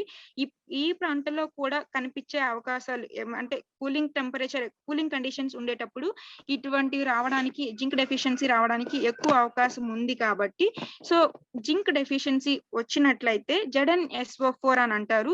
ఈ ZnSO4 ని మనం 20 కేజెస్ చొప్పున మనం ఫీల్డ్ కి అనేది అప్లై చేసుకోవడం అనేది చాలా ఇంపార్టెంట్. నెక్స్ట్ ఇంకా ఎట్లాంటి ఫెర్టిలైజర్ డెఫిషియన్సీ వస్తుందంటే మీరు ఇక్కడ గుర్తుపెట్టుకోవాల్సిన విషయం ఏంటంటే ZnSO4 అని చెప్పాను కదండి. ఈ ZnSO4 ఏదైతే ఉందో దాన్ని ఎట్లాంటి కెమికల్స్ అంటే పెస్టిసైడ్స్ తో గానీ, ఎట్లాంటి డిసీజ్ కంట్రోలర్స్ తో కానీ, లేదా భాస్వరంతో కానీ కలిపి ఇవ్వకూడదండి. ఎట్టి పరిస్థితుల్లో కూడా జింక్ సల్ఫేట్ మీరు ఫీల్డ్ లోకి ఇచ్చినప్పుడు దాన్ని సింగిల్ గానే ఇవ్వండి. ఎట్లాంటి ప్రొడక్ట్ తో కానీ, దేనితో కానీ దాన్ని మిక్స్ చేయొద్దు. దాన్ని ఎట్లాంటి ప్రొడక్ట్ తో కూడా మిక్స్ చేయొద్దు. ఏ కెమికల్ అయినా అంటే ఏ పెస్టిసైడ్ అయినా, డిసీజ్ కంట్రోలర్ అయినా కూడా ఎట్లాంటి వాటితో కూడా ఇవ్వకూడదండి దీన్ని. Next iron deficiency. ఇది ఎక్కడొస్తుంది అంటే మనకి మొక్కలో లేతాకులు అని అంటారు కదా! ఈ లేతాకులో ఎక్కువగా వస్తుందండి. ఎలా వస్తుంది? దీన్ని ఎలా ఐడెంటిఫై చేయాలంటే రెడ్ కలర్ స్పాట్స్ అనేవి లీవ్స్ మీద ఫార్మ్ అవ్వడం, ఇంకా ఏవైతే రెడ్ కలర్ లోకి స్పాట్స్ వచ్చేసి లీఫ్ అంతా కూడా ఎండిపోతుంది. ఎండిపోయి ఆకులనేవి తక్కువగా రావడం అనేది జరుగుతుందన్నమాట. ఇది ఎక్కువగా ఈ క్రాప్ ఏదైతే ఉందో మనం ఇప్పుడు ప్రస్తుతం వేస్తున్న పంట ఏదైతే ఉందో ఖరీఫ్ పంట దానిలో ఎక్కువగా మనం చూడొచ్చన్నమాట ఐరన్ డెఫిషియన్సీ. దీనికొచ్చేసి మనం ఏం చేయాలి అనంటే ఫెర్రస్ సల్ఫేట్ అని అంటారండి. FeSO4 అని చెప్పొచ్చు. సో టెంపరేచర్ ఎక్కువగా ఉన్నట్లయితే 0.5 నుంచి 1% కాన్సంట్రేటెడ్ సొల్యూషన్ ని మనం స్ప్రే చేసుకోవాలి. లేదు అని అనుకుంటే 20 గ్రామ్స్ పర్ లీటర్. దీన్ని లిక్విడ్ రూపంలోనే ఉంటుందండి, పౌడర్ రూపంలో ఉంటుంది. సో మీకు ఏది అవైలబుల్ ఉంటే అలా దీన్ని పౌడర్ రూపంలో ఉండేసరికి లీటర్ నీటికి 20 గ్రామ్స్ కలుపుకొని దానికి 2 గ్రామ్స్ లెమన్ సాల్ట్ అనేది యాడ్ చేయడం వల్ల ఇంకా ఎక్కువ మనం రిజల్ట్ అనేది తొందరగా చూడొచ్చు. అయితే ఇప్పటి వరకు మనం ఫెర్టిలైజర్స్ గురించి మాట్లాడుకున్నాము. నెక్స్ట్ రైస్ లో క్రిటికల్ స్టేజెస్ అండి. క్రిటికల్ స్టేజెస్ అనంటే కీలకమైన దశలు లేదా ముఖ్యమైన దశలు అని చెప్పొచ్చు. ఈ రైస్ లోకి వచ్చేసరికి వేరు వ్యవస్థ ఏర్పడడం, దుబ్బి కట్టడం, పూత రావడం, కంకి ఏర్పడడం దశలనేవి వరి పంటలో చాలా ముఖ్యమైనవి. అయితే ఈ వేరు వ్యవస్థ కావచ్చు, దుబ్బి కట్టడం కావచ్చు, ఫ్లవరింగ్ కావచ్చు, లేదంటే కంకి ఏర్పడడం కావచ్చు, లేదా గింజల అభివృద్ధి కావడం కావచ్చు. ఈ 5 దశల్లో కూడా మనం ఎక్కువ ఆహ్, కేర్ తీసుకోవడం అనేది చాలా ఇంపార్టెంట్. అది ఎలా అనంటే ఆ టైంలో వాటర్ అనేది మనం ఎక్కువ అమౌంట్‌లో అంటే మొక్కకి కావాల్సినంత వాటర్ అనేది ఫ్రెష్ వాటర్‌ని ఇవ్వడానికి ట్రై చేయండి. వాటితో పాటు బలానికి కానీ అక్కడ ప్రాసెస్ అంతా హెల్తీగా జరగడానికి కానీ ఏం యూజ్ చేయాలనేది నేనక్కడ ఏ స్టేజ్‌లో ఏం వాడాలనేది పెట్టాను. వేరు వ్యవస్థ ఫార్మ్ అయ్యేటప్పుడు అంటే నారుమడి నుంచి ప్రధాన పొలానికి మనం నారు ట్రాన్స్‌ఫర్ చేస్తున్నప్పుడు నారుని నాటే ముందు వేరు వ్యవస్థ ఫార్మ్ అయ్యేటప్పుడు అంటే మెయిన్ ఫీల్డ్‌లో స్టార్టింగ్‌లో ఏమి ఇవ్వాలి అనంటే కిసాన్ ఈల్డ్ అండి. మనం కొత్తగా లాంచ్ చేయబడే ప్రొడక్ట్ ఏదైతే ఉందో కిసాన్ ఈల్డ్ దానిని 300-500 గ్రామ్స్ వరకు ఇవ్వాలి. నెక్స్ట్ దుబ్బి కట్టే సమయంలో మన కిసాన్ హ్యూమిక్‌ని ఎందుకు అంటే దుబ్బు కట్టేటప్పుడు మొక్కకి బలం కావాలి. సో ఆ బలాన్ని అందించేదే మన హ్యూమిక్ యాసిడ్ కిసాన్ హ్యూమిక్. ఈ కిసాన్ హ్యూమిక్ ని కిసాన్ 100 తో కలిపి స్ప్రే చేయండి. ఎంత క్వాంటిటీ అంటే 1 లీటర్ నీటికి 1 ml. ఓకేనా? అయితే మీకు ఆల్రెడీ చెప్పాను ఎకరా పొలానికి 200 లీటర్ల నీరు అనేది అవసరం. సో 200 లీటర్ల నీటికి 200 లీటర్లు కలిపి మనం స్ప్రేయింగ్ అనేది చేసుకోవాలి. అయితే నెక్స్ట్ ఫ్లవరింగ్ స్టేజ్ లో ఏమి ఇవ్వాలి? మీకు అందరికి బాగా తెలిసిన విషయం గోల్డ్ గ్రోత్ మన ప్రొడక్ట్ ఉంది. సో ఈ ఫ్లవరింగ్ స్టేజ్ లో గోల్డ్ గ్రోత్ ప్లస్ ఎమినోవిట్ అండి. ఫ్లవరింగ్ అప్పుడు కూడా మనకి చాలా బలం కావాలి మొక్కకి. ఎమినో యాసిడ్స్ ఇంకా వైటమిన్స్ తో కలిపి తయారు చేయబడిన మన ఎమినోవిట్ ప్లస్ ఏదైతే ఉందో ఆ Aminovit plus gold growth plus Kisan 100. Kisan 100 అని ఎందుకు చెప్తున్నానంటే వర్షాభావ పరిస్థితులు అనేవి మనం ఎక్కువగా చూడొచ్చు ఈ సీజన్ లో. సో ఈ వర్షాలకి మనం వేసే ప్రొడక్ట్ వేస్ట్ అవ్వకుండా ఉండడానికి మనం కిసాన్ 100 ని యాడ్ చేస్తున్నాము. కిసాన్ 100 ని యాడ్ చేయడం వల్ల వెట్టర్ గా పనిచేస్తుంది. ఓకేనా? నెక్స్ట్ కంకి ఏర్పడే దశలో మన ఫ్రూ మెచ్యూర్ ఇవ్వాలండి. ఫ్రూ మెచ్యూర్ ఎందుకు ఇవ్వాలి అని చెప్పాను అనంటే మీకు pest and disease topic next చెప్తున్నాను. దాంట్లో ఇంకొంచెం క్లియర్ గా చెప్తాను. ఇక్కడ చిన్న షార్ట్ ఫామ్ లో చెప్తున్నాను. ఈ పానికల్ ఫార్మేషన్ అప్పుడు ఫ్రూ మెచ్యూర్ అనేది ఇవ్వడం వల్ల ఏమవుతుందంటే లోపల ఏదైతే గింజ కట్ ఇప్పుడు పాలు పోసుకునే దశ అంటారు కదండి. ఆ పాలు పోసుకునే దశ ఏదైతే ఉంటుందో అది గట్టిపడి క్వాలిటీ సీడ్స్ అంటే మంచి హెల్తీ సీడ్స్ ఎలా చెప్పొచ్చు అంటే ఫిల్లెడ్ గ్రెయిన్స్ అనేవి తాలు గింజలు కాకుండా మంచి గింజలు రావడానికి ప్రోత్సహించడానికి ఈ ఫ్రూ మెచ్యూర్ అనేది మనకి ఉపయోగపడుతుంది. నెక్స్ట్ గింజ కట్టే దశలో కూడా మనం కిసాన్ హ్యూమిక్ ని ఇచ్చుకుంటే అక్కడ కూడా బలాన్ని మొక్కకి కావాల్సినంత అందజేసి మనకి మంచి హెల్తీ సీడ్స్ రావడానికి ఎక్కువ అవకాశాలు అనేవి ఉంటాయి. నెక్స్ట్ ఇక్కడ మీరు చూసుకున్నట్లయితే రైస్ ఫస్ట్ సీడ్లింగ్ అండి. మీరందరూ దీన్ని చూస్తున్నారా అని అనుకుంటున్నాను. స్క్రీన్ మీద ఒకసారి చూసినట్లయితే ఫస్ట్ సీడ్లింగ్ వేసాము. తర్వాత మొక్క 3-4 ఆకులు వచ్చినప్పుడు దాన్ని ట్రాన్స్‌ప్లాంటింగ్ చేస్తున్నాము. అంటే మెయిన్ ఫీల్డ్ కి తీసుకొని వెళ్తున్నాము. తర్వాత మాక్సిమం నెంబర్ ఆఫ్ టిల్లర్స్ అనేవి వచ్చాయి. తర్వాత పానికల్ ఇనిషియేషన్ జరుగుతుంది. నెక్స్ట్ ఫ్లవరింగ్ మనకి రైపెనింగ్ అంటే ఫ్లవరింగ్ వచ్చిన తర్వాత అక్కడ గింజ ఫామ్ అవ్వడం కానీ దాన్ని పంట పండడం కానీ ఇదంతా జరుగుతుంది. అయితే ఇక్కడ మీకు ఒక డౌట్ రావచ్చు. వచ్చిందని నేను అనుకుంటున్నాను. ప్రతి క్రాప్ లో గోల్డ్ గ్రోత్ వాడండి. ఫ్లవరింగ్ పర్సెంటేజ్ పెంచండి. ఫ్లవరింగ్ ఇలా ఐడెంటిఫై చేయాలి. ఇలాంటి ఫ్లవర్స్ ఉంటాయి అని మీకు చాలా మీటింగ్స్ లో చెప్పాను. అయితే ఈ టాపిక్ లో మీకు ఫ్లవరింగ్ అనేది గుర్తొచ్చిందో లేదో తెలీదు. సో నేనే క్వశ్చన్ రైజ్ చేసి నేనే ఆన్సర్ ఇద్దాం అనుకుంటున్నాను. ఎందుకు అనంటే రైస్ క్రాప్ లో ఫ్లవరింగ్ ఉంటుందా? సో అన్ని క్రాప్స్ లాగే రైస్ లో కూడా ఫ్లవరింగ్ ఉంటుందండి. మరి అక్కడ ఫ్లవరింగ్ మనకి ఎప్పుడు చూడలేదు కదా అంటే ఫ్లవరింగ్ అనేది ఇక్కడ పెటల్స్ మాత్రమే ఉండదండి. మీకు ఇక్కడ ఈ పిక్చర్ లో చూసినట్లయితే వైట్ కలర్ లో మీకు పౌడర్ లాగా కనిపిస్తుంది చూసారా? చిన్న చిన్న గింజల్లాగా వైట్ కలర్ లో కనిపిస్తుంది. దానినే మనం రైస్ లో ఫ్లవర్ అని చెప్తాము. దానికి పెటల్స్ ఉండవు కానీ బైసెక్షువల్ ఫ్లవర్ అండి. మేల్ అండ్ ఫీమేల్ ఆర్గన్స్ కూడా అందులోనే ఉంటాయి. సో ఈ మేల్ అండ్ ఫీమేల్ ఆర్గన్స్ అందులోనే ఉండడం వల్ల సెల్ఫ్ పాలినేషన్ అంటే ఒకే మొక్కలో ఈ రీప్రొడక్షన్ అంతా జరిగి మొక్క ఫ్లవరింగ్ రావడం కానీ జరుగుతుంది అనమాట. సో ఇదే ఫ్లవరీ అని చెప్పొచ్చు. ఆ ఫ్లవరింగ్ పర్సెంటేజ్ ఆ వైట్ కలర్ లో ఏదైతే ఉందో అది ఎక్కువ మోతాదులో వచ్చేలాగా చూడండి మన గోల్డ్ గ్రోత్ స్ప్రే చేసి. అయితే ఇప్పటి వరకు మనం అన్నీ మాట్లాడుకున్నాము. అయితే క్రాప్ హెల్తీగా అయిపోతే అందరం హ్యాపీయే. బట్ మన క్రాప్ హెల్తీగా అవ్వకుండా ఉండడానికి మనకి కొన్ని అడ్డంకులనేవి వస్తుంటాయి. వాటినే మనం పెస్ట్ అండ్ డిసీజ్ అని చెప్పొచ్చు. అయితే వరి పంటలో వచ్చేసరికి ఎన్ని రకాల పురుగులొస్తాయి అంటే దగ్గర దగ్గర 11-13 పురుగులొస్తాయండి. అయితే ఇప్పుడు 13 పురుగుల గురించి కూడా ఈ 13 పురుగుల గురించి కూడా చెప్పాలి అంటే మాక్సిమం మనకిప్పుడు సెషన్ అనేది 130 మినిట్స్ మాత్రమే ఉంది. అంటే గంటన్నర మాత్రమే ఉంది. సో, నేను ఇంకొక 20 మినిట్స్ క్లాస్ చెప్పేసి మీకు 10 మినిట్స్ లేదా 15 మినిట్స్ క్లాస్ చెప్పి లాస్ట్ 15 మినిట్స్ మీకు క్వెషన్‌కి ఇస్తాను. ఎందుకంటే మీకు ఎంత వరకు ఈ క్రాప్ గురించి అర్థమైందన్నది ఇంపార్టెంట్. నేనెంత చెప్పాను అన్న దానికంటే మీకు ఎంత వరకు అర్థమైందన్నదే చాలా ఇంపార్టెంట్. సో, లాస్ట్ 15 మినిట్స్ అనేది క్వెషన్స్‌కైతే ఇచ్చేద్దాము. అయితే ఈ పెస్ట్‌లు ఏవైతే ఉన్నాయో రైస్ క్రాప్‌లోకొచ్చేసరికి దగ్గర దగ్గర 13 పెస్ట్‌లున్నాయి. 13 పురుగులనేవి మనకి వరి పంటలో ఆశించడం అనేది జరుగుతుంది. అయితేలో నర్సరీ స్టేజ్ మనకి ఇప్పుడు ప్రెజెంట్ స్టార్టింగ్ స్టేజ్‌లో వచ్చే పురుగుల గురించి మెయిన్‌గా చెప్తాను. ఎందుకంటే మీకు మొత్తం ఇన్ఫర్మేషన్ ఒక్కసారి ఇచ్చినా మీరు అప్పటికి దీన్ని మర్చిపోయి మళ్ళీ క్వెషన్స్ అడగడం, మళ్ళీ ఈ టాపిక్ చెప్పండి అని అడగడం జరుగుతుంది. సో, ప్రెజెంట్ ఈ పురుగులు ఏవైతే ఇప్పుడు స్టార్టింగ్ స్టేజ్‌లో ఏమొస్తాయో వాటి గురించే చెప్తాను.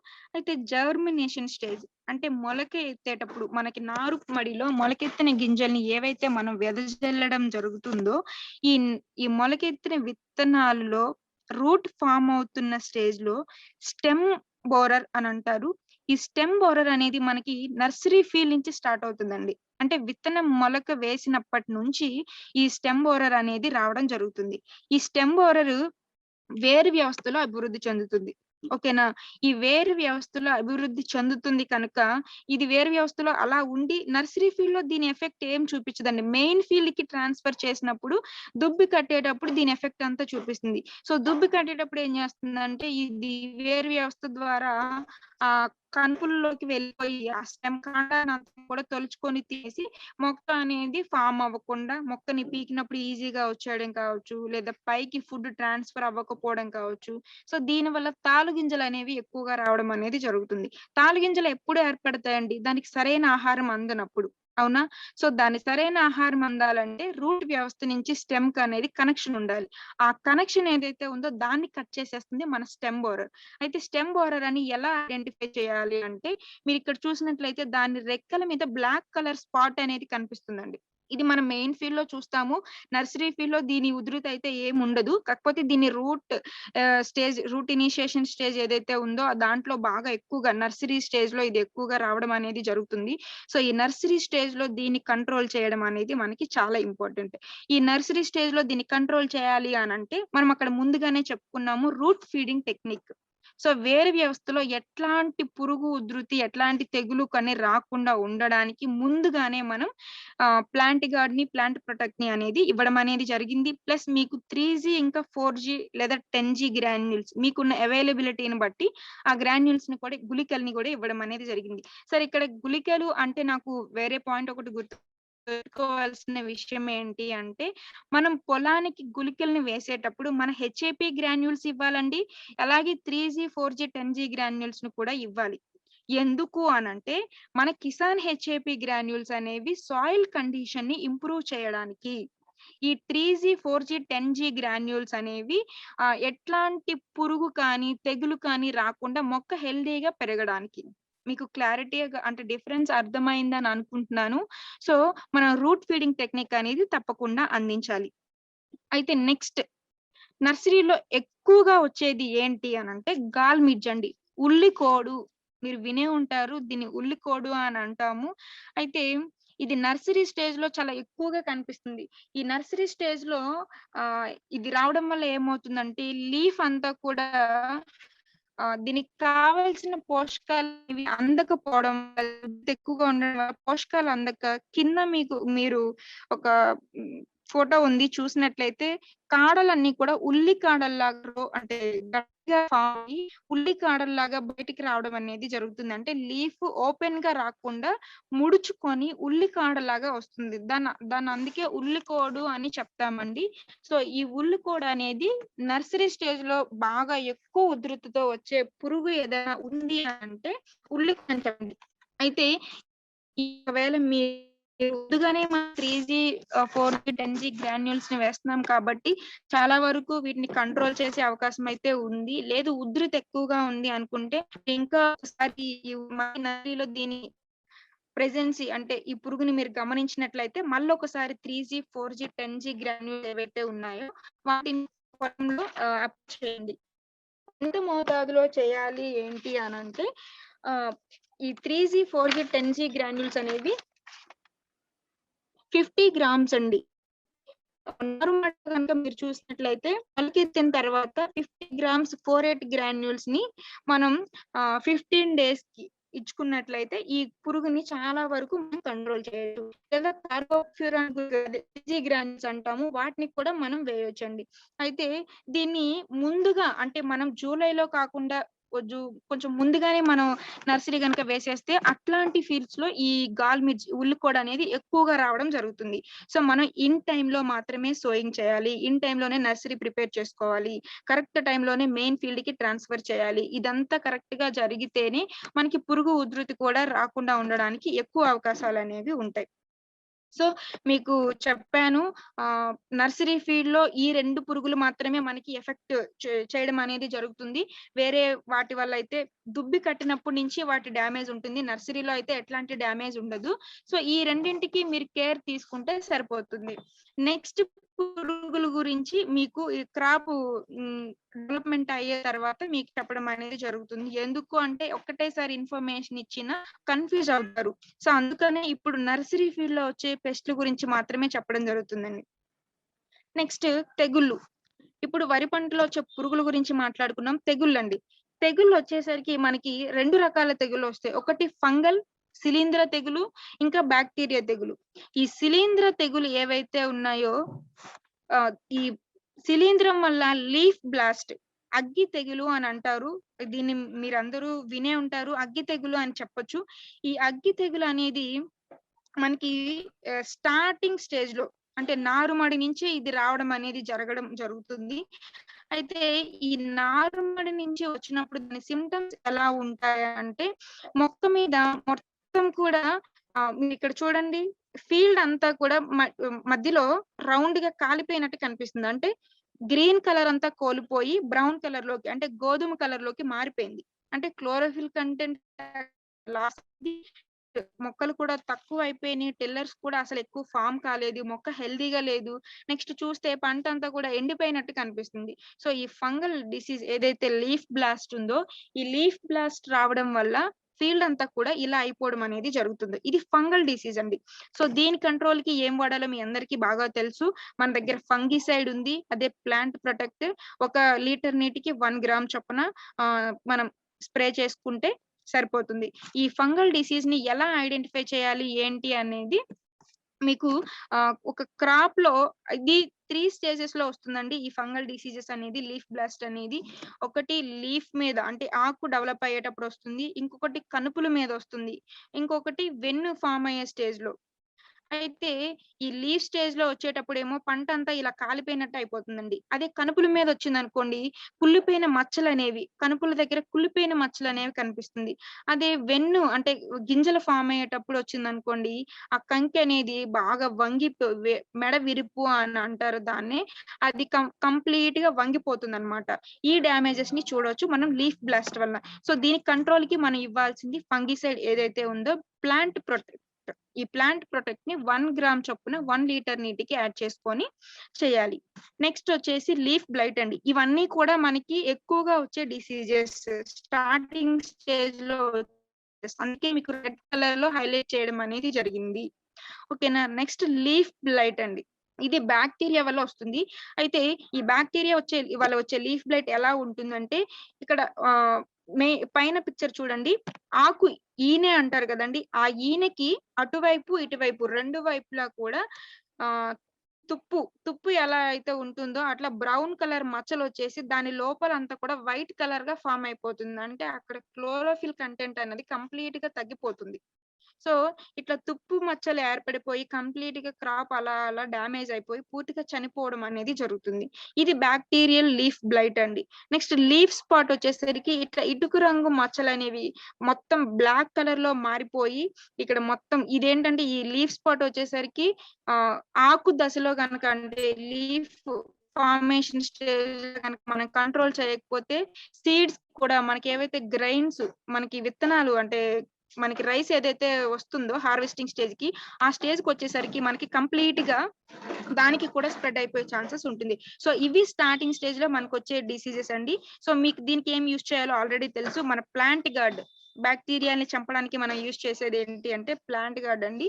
సో, ఆ ప్లాంట్ గార్డ్‌ని కూడా సేమ్ 1, 1 లీటర్‌కి 1 గ్రామ్ లేదా 1 లీటర్‌కి 1 ఎంఎల్ చొప్పున మనం యాడ్ చేసుకొని స్ప్రే చేసుకోవాలి. సో, ఇది డిసీజ్ కంట్రోల్. నెక్స్ట్ వచ్చేసి వీడ్ మేనేజ్‌మెంట్ అండి. వీ ఇక్కడ వరిలోకొచ్చేసరికి ఎక్కువగా మనం ఊదా లేదా తుంగ అంటే వెడల్పాటి ఆకులు గల గడ్డిననేది మనం ఎక్కువగా చూస్తాము. వీటిని కంట్రోల్ చేయడానికి మనకి 2,4-డి ఇథైల్ ఎస్టర్ అని అంటారు. లేదా 2,4-డి సోడియం సాల్ట్. వీటిని 200 లీటర్ల నీటికి 400 గ్రాముల చొప్పున మనం యాడ్ చేసుకొని మన కిసాన్ 100ని కలిపి ఇవ్వాలి. కిసాన్ 100ని ఇచ్చేటప్పుడు ఇక్కడ క్వాంటిటీ పెంచాలండి. మీకు లాస్ట్ టైమ్ ఇంట్రడక్షన్‌లో కూడా చెప్పాను.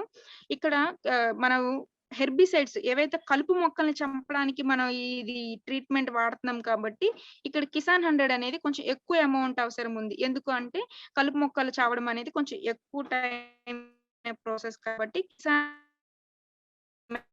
లీటర్‌కి యాడ్ చేయండి. Next irrigation. స్టార్టింగ్‌లో వచ్చేసరికి 5 సెంటీమీటర్ కంటే వాటర్ తగ్గకుండా చూసుకోండి.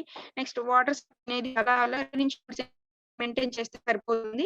నెక్స్ట్ మళ్ళీ ఎప్పుడైతే విత్తనం అంటే మనకి గింజ కట్టడం మొదలవుతుందో, అప్పుడు మళ్ళీ 5 సెంటీమీటర్ల వాటర్‌ని గనక మనం మెయింటైన్ చేసుకున్నట్లయితే వరి పంటకి కావాల్సిన నీటి మోతాదు అనేది సక్రమంగా అందుతుంది. నెక్స్ట్ మనకి కోతకి పంట చేతికి రావడానికి ఇంకా 10 రోజులు ఉందనగా అంటే పంట కంప్లీట్‌గా విత్తనం గింజ ఫార్మ్ అయిపోయి పంట పూర్తిగా పండిపోయేటప్పుడు మనం 10 రోజులు ముందుగానే నీరనేది ఇవ్వడం ఆపేస్తే మనకి ఫీల్డ్ అనేది బాగా డ్రై అయిపోయి మనం హార్వెస్టింగ్ చేసుకోవడానికి సులువుగా ఉంటుంది. అయితే మనకి పంట చేతికి అందుతుంది అని ఎలా ఐడెంటిఫై చేయాలి అనంటే దీన్నే మెచ్యూరిటీ సింప్టమ్స్ అని చెప్తాము. చాలా సీడ్స్ అంటే మొత్తం ఫీల్డ్ మొత్తం చూసుకున్నట్లయితే సీడ్స్ అన్నీ కూడా బ్రౌన్ కలర్‌లోకి, గోధుమ కలర్‌లోకి మారిపోయినప్పుడు ఆ పంటని మనం హార్వెస్టింగ్ చేసుకోవడానికి రెడీగా ఉందని అర్థం చేసుకోవచ్చు.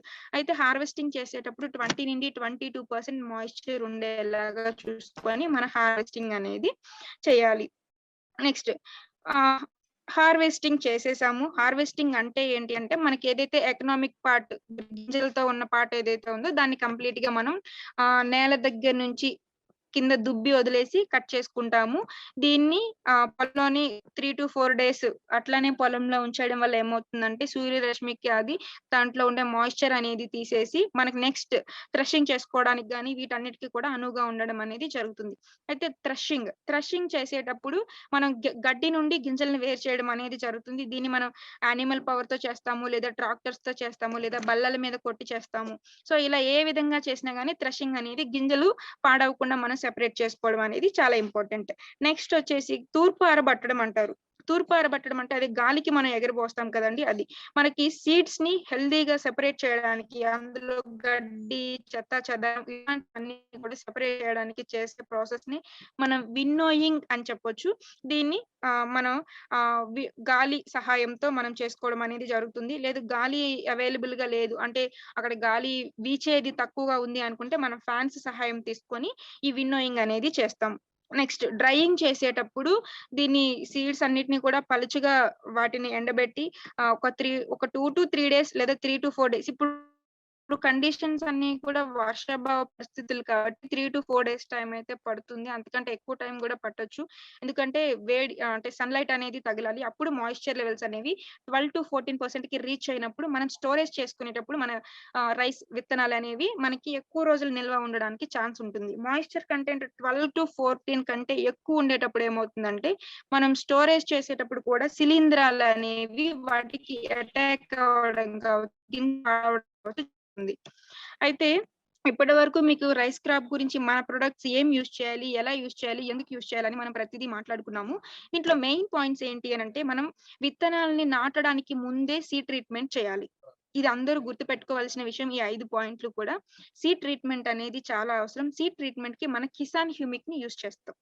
నెక్స్ట్ పొలం చుట్టూ ఏవైతే కలుపు మొక్కలు లేదా హార్మ్‌ఫుల్ మొక్కలు, మనకి పనికిరాని మొక్కలు ఏవైతే ఉన్నాయో వాటిని కంప్లీట్‌గా తీసేసి పొలం చుట్టూ కూడా శుభ్రంగా ఉంచుకోవాలి. ఎందుకు అంటే వాటి ద్వారానే మనకి పక్క ఫీల్డ్స్ నుంచి గాని, వాటిల ద్వారా పాత పంటల్లో ఉండే ఆహ్, ఎ జనకాలు వ్యాధి జనకాలు ఏవైతే ఉంటాయో వాటి వల్ల కానీ మనకి ఇప్పుడు యేసుకున్న క్రాప్‌కి నష్టం అనేది జరుగుతుంది. నెక్స్ట్ వచ్చేసి హై అమౌంట్ ఆఫ్ నత్రజని.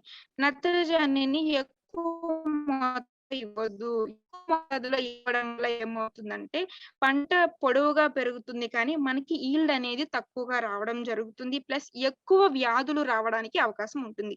మనకి ఎక్కువ వ్యాధులు రావాలి అని అనుకుంటే, మనం ఎక్కువ ఫెర్టిలైజర్స్ ఇవ్వచ్చు. కానీ మనకు కావాల్సింది లాభదాయకమైన దిగుబడి కావాలి. అంటే మనకి ఎట్లాంటి తెగుళ్ళు రాకుండా ఉండాలి. సో, ఎట్లాంటి తెగుళ్ళు, పురుగు రాకుండా ఉండాలంటే, నత్రజనిని మనకి వరి పంటకి కావాల్సిన మోతాదులో మాత్రమే ఇచ్చుకుంటే మంచిది.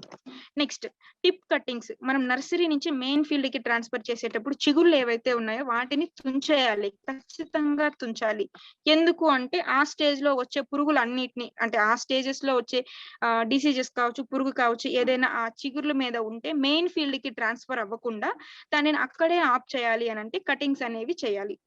Next route feeding technique. అంటే వేరు వ్యవస్థకి మనం అక్కడే ట్రీట్మెంట్ ఇస్తున్నాము. సీడ్స్‌కి ఎలా అయితే ట్రీట్మెంట్ ఇస్తున్నామో రూట్స్‌కి కూడా అలానే ట్రీట్మెంట్ ఇవ్వాలి. ఎందుకు అని మీకు ఆల్రెడీ చెప్పాను. నర్సరీ స్టేజ్‌లో వేరు వ్యవస్థని చాలా రకాల పురుగులు, తెగుళ్ళు అనేది ఆశించడం జరుగుతుంది. దాన్ని మెయిన్ ఫీల్డ్ వరకు తీసుకెళ్లకుండా ముందుగానే మనం కంట్రోల్ చేయడానికి ఈ రూట్ ఫీడింగ్ టెక్నిక్ చేస్తాము. దానికి ఏం చేయాలో చెప్పాను. 200 లీటర్ల నీరు ఖచ్చితంగా తీసుకోవాలి. మనకి 5 సెంట్లు నారుని ముంచాలి అంటే 200 లీర్ అనేది తప్పకుండా పడుతుంది. సో, ఈ 200 లీటర్ల నీటికి 200 గ్రామ్స్ మన ప్లాంట్ ప్రొటెక్టివ్, 200 ఎంఎల్ మన ప్లాంట్ గార్డ్, ఈ రెండిటిని మిక్స్ చేసి, ఎందుకు అంటే ఫంగల్ ఇంకా బాక్టీరియల్ డిసీజెస్ ని కంట్రోల్ చేయడానికి. సో, రూట్ ఫీడింగ్ అనేది అక్కడ చేస్తాము. సో, ఇక్కడికి రైస్ క్రాప్ గురించి స్టార్టింగ్ నుంచి మనకి పంట చేతికొచ్చే వరకు కూడా ఇంపార్టెంట్ పాయింట్స్ అన్నీ కూడా చెప్పడం జరిగింది. ఇంకా రిమైనింగ్ పెస్ట్ అండ్ డిసీజెస్ మీరు ఫీల్డ్‌కెళ్ళి ఫేస్ చేస్తున్న టైంలో మీకప్పుడు అవసరం ఉంటుంది. ఆ టైంలో మీకు పెస్ట్ అండ్ డిసీజెస్ గురించి సెషన్ ఇవ్వడం అనేది జరుగుతుంది. సో, ఇక్కడ వరకు మన ప్రొడక్ట్స్‌ని క్రాప్స్‌కి ఎలా యూజ్ చేయాలి? ఎప్పుడు యూజ్ చేయాలి? ఎందుకు యూజ్ చేయాలి? రైతుకి మనం ఎలా చెప్పాలి? ఈ పాయింట్స్ అన్నిటిని కూడా మీరు రైతుకి అర్థమయ్యేలాగా చెప్పి మన ప్రొడక్ట్‌ని సజెస్ట్ చేయండి. సో, ఇక్కడికి రైస్ క్రాప్ గురించి నేను చెప్పాలనుకున్న ఇన్ఫర్మేషన్ అయితే ఎండ్ అయిందండి.